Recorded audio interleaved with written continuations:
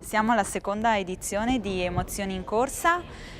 Quest'anno ci aspettiamo numeri ancora più positivi rispetto a quelli dell'anno scorso. L'anno scorso infatti sono venute 1200 persone che hanno riempito Piazza del Donatore e hanno contribuito alla nostra causa. È un'idea nata dall'azienda Giallo Center. Il ricavato è stato di 9.000 euro ed è stato completamente donato alla Città della Speranza tramite l'acquisto di un macchinario utile alla ricerca e tramite l'iscrizione di 4 ricercatori al simposio internazionale sui linfomi. Abbiamo anche delle importanti novità perché è stata coinvolta l'associazione I Mattatori. Sono Marina dei Mattatori e devo ringraziare tantissimo Emozioni in Corsa, che ha con una bellissima iniziativa è quella di correre appunto per i bambini e correre soprattutto per oncoematologia alla Città della Speranza.